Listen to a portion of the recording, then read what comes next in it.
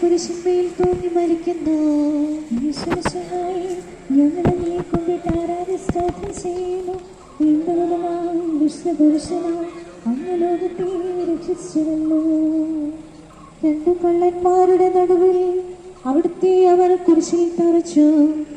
കുരിശിൽ കിടന്നുകൊണ്ട് ശത്രുക്കൾക്ക് വേണ്ടി ഇവിടെ പ്രാർത്ഥിക്കുന്നു. നല്ല കള്ളനെ ആശ്വസിപ്പിക്കുന്നു. മാതാവും മറ്റു സ്ത്രീകളും കരഞ്ഞുകൊണ്ട് കുരിശിന് താഴെ ഇതാ നിന്റെ മകൻ എന്നമ്മയോടും ഇതാ നിന്റെ അമ്മ എന്ന് യോഹന്നാനോടും അവിടുന്ന് അരുളി ചെയ്തു. 12 മണി സമയമായിരുന്നു. എന്റെ പിതാവേ, അങ്ങേ കൈകളിൽ എൻ്റെ ആത്മാവിനെ ഞാൻ സമർപ്പിക്കുന്നു എന്നരുളി ചെയ്ത് അവിടുന്ന് മരിച്ചു. പെട്ടെന്ന് സൂര്യൻ ഇരുണ്ടു. 3 മണി വരെ ഭൂമിയിലെങ്ങും അന്ധകാരമായിരുന്നു. ദേവാലയത്തിലെ തിരശ്ശീല നടുവേ കീറിപ്പോയി. ഭൂമി ഇളകി, പാറകൾ പിളർന്നു, പ്രേതാലയങ്ങൾ തുറക്കപ്പെട്ടു. ശതാധിപൻ ഇതെല്ലാം കണ്ട് ദൈവത്തെ സ്തുതിച്ചുകൊണ്ട്, എനിക്ക് ഒരു മാമോദീസ അത് പൂർത്തിയാവുന്നതുവരെ ഞാൻ അസ്വസ്ഥനാകുന്നു.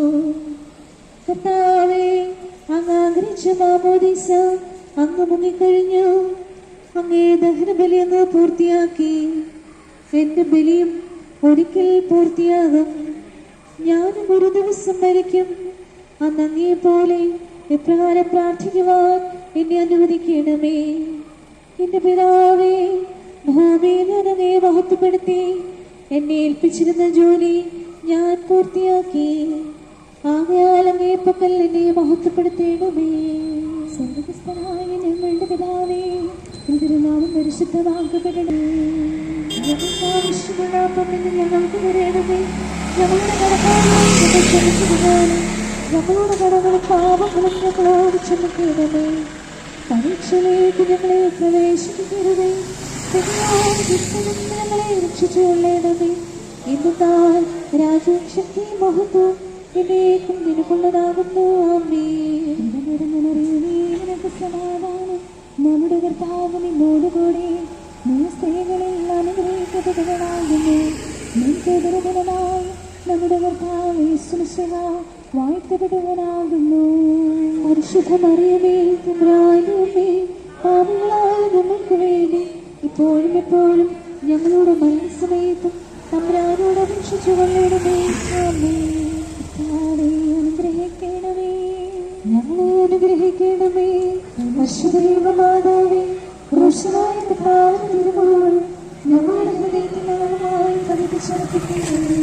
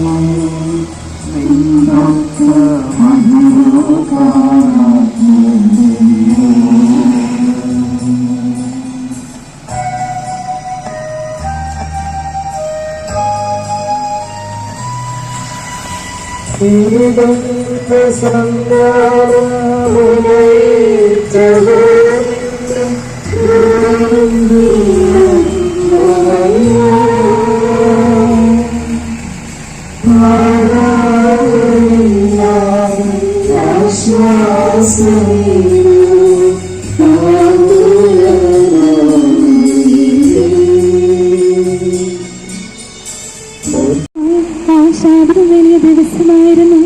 തന്നാലും കുരിശിറക്കപ്പെട്ടവരുടെ കണങ്കാലുകൾ തകർത്തു ശരീരം താഴെയിറക്കണമെന്ന് അവർ പീലാത്തോസിനോട് ആവശ്യപ്പെട്ടു.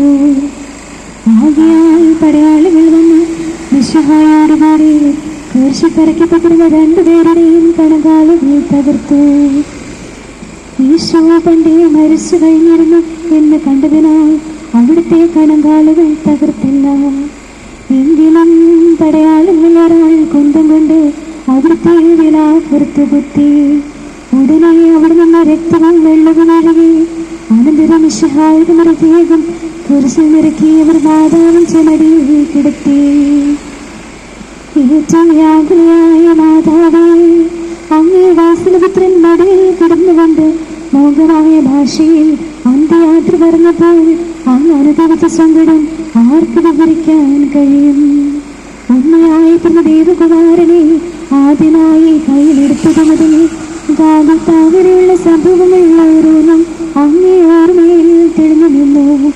അപ്പോൾ അങ്ങ് സഹിച്ച പീഡകളെ ഓർത്ത് ജീവിതത്തിന്റെ ഏകാന്ത നിമിഷങ്ങളിൽ ഞങ്ങളെ ധൈര്യപ്പെടുത്തി ആശ്വസിപ്പിക്കണമേ.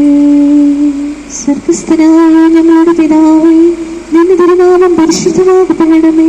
നിന്റെ രാജ്യം വരേണമേ. നിന്റെ തിരുവിഷ്ടം സ്വർഗത്തിലെ പോലെ ഭൂമിയിലുമാകണമേ. ഞങ്ങൾക്ക് ആവശ്യമുള്ളപ്പം ഇന്ന് ഞങ്ങൾക്ക് തരണമേ. ഞങ്ങളുടെ കടക്കാരോട് ഞങ്ങൾ ക്ഷമിച്ചതുപോലെ ഞങ്ങളുടെ കടങ്ങളും പാപങ്ങളും ഞങ്ങളോട് ക്ഷമിക്കണമേ. പരീക്ഷയിലേക്ക് ഞങ്ങളെ പ്രവേശിക്കരുതേ, പിന്നെ ദുഷ്ടങ്ങളെ രക്ഷിച്ചുകൊള്ളണമേ. എന്റെ രാജ്യവും ശക്തിയും മഹത്വം എന്നേക്കും നിനക്കുള്ളതാകുന്നു. ആമേൻ. കൃപ നിറഞ്ഞ മറിയമേ, നിനക്ക് സമാധാനം. നമ്മുടെ കർത്താവ് നമ്മോടുകൂടെ. നീ സ്ത്രീകളിൽ അനുഗ്രഹിക്കപ്പെട്ടവളാവുന്നു. നിന്റെ ഉദരഫലമായ നമ്മുടെ കർത്താവ് യേശുമിശിഹ വാഴ്ത്തപ്പെട്ടവനാവുന്നു.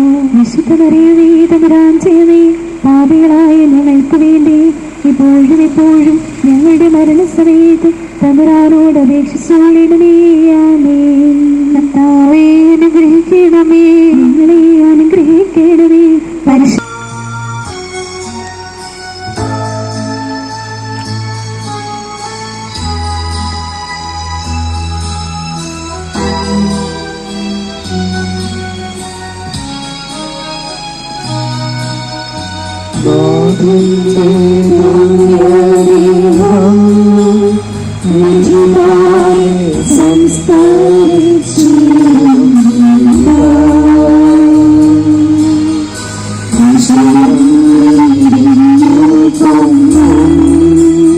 ജീവൻ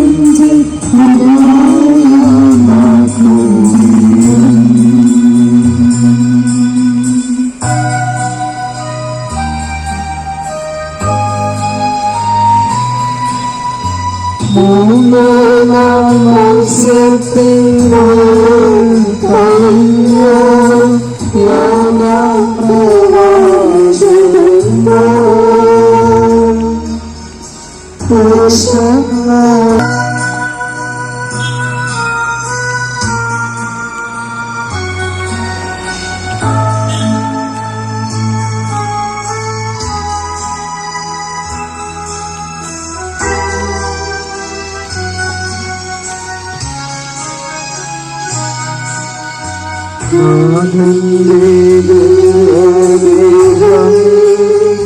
വിധിയായി